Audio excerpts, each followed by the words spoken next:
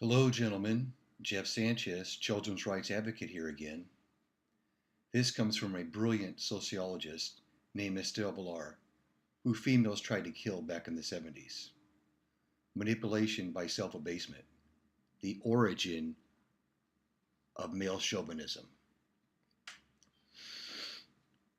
A critical man might well say that women have no self-respect. If they had, they would never admit the incredible extent of their ignorance as easily as they do. How easily a man forgets his own standards of honor, pride, and dignity are all installed in him by women, and that the very masculinity which he is so proud is but a sign of successful manipulation. No credit goes to him at all. Any psychological textbook will tell us that a child's ability to achieve something is best enhanced by giving that child self-confidence. This, however, is not something he can acquire by himself.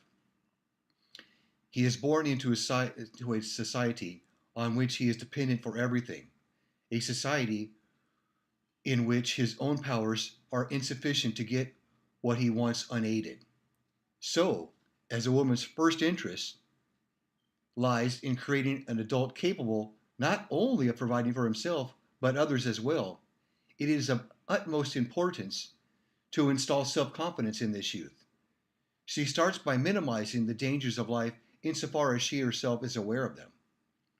Then she closes his eyes to the possibility of death, or promises him eternal life as a reward for being good.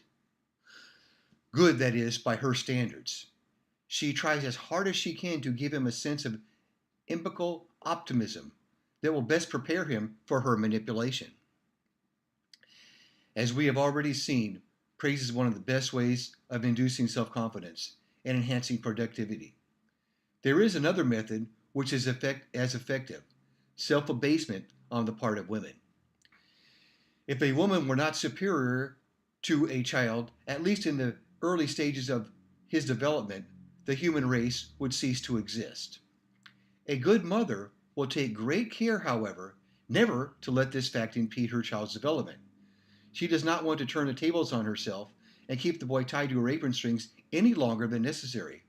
As soon as possible, she will try to give the male child a sense of superiority towards herself, a kind of advance against achievements to come. This gives him his first experience of self-confidence.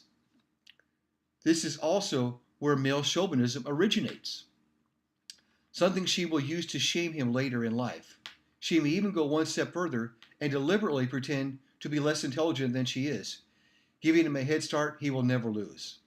This, of course, is provided he grows up to be a proper man, and she will take care of that. As the value of women in society is not measured by intelligence, but by completely different standards. In fact, there are no standards. Man needs her, and that's enough. She may be as stupid in appearance or reality as suits her convenience. In other words, a woman can be as stupid in appearance or reality. The man will still take care of her and not give up her company. The formula for this conspiracy could not be simpler. It is masculine to work, feminine to do nothing. And men are so lucky to be men. They are strong and free while women are weak, and they are tied to the home with the burden of bearing children. They are simply not made for any valuable kind of work. Men are so willing to believe this myth that they are even flattered by it.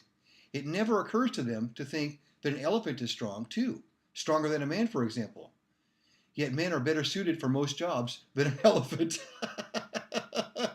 in spite of its strength. Women, of course, will never admit that in comparison to men, they do nothing. They are constantly finding little tasks and keeping themselves busy. A woman simply tells her husband that her work is of no value compared to his.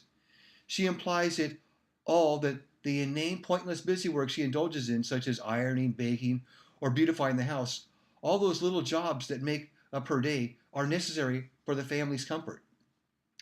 He is meant to think himself lucky to have a wife who performs these menial tasks for his sake, and since men are completely unaware that women actually enjoy these jobs, they do think themselves lucky. Thanks to women, everything is labeled masculine or effeminate, worthy or unworthy. By imbuing all they do with sentiment and emotional values to such a degree that no one can remain affected by them. Women have created for themselves a fool's paradise.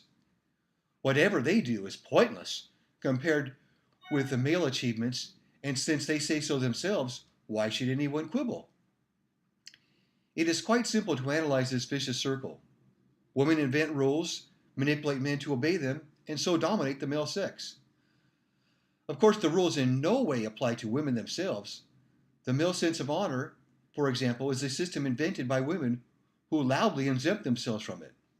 They renounce the concept of honor and as a result manipulate men. With no shame and with no scruples.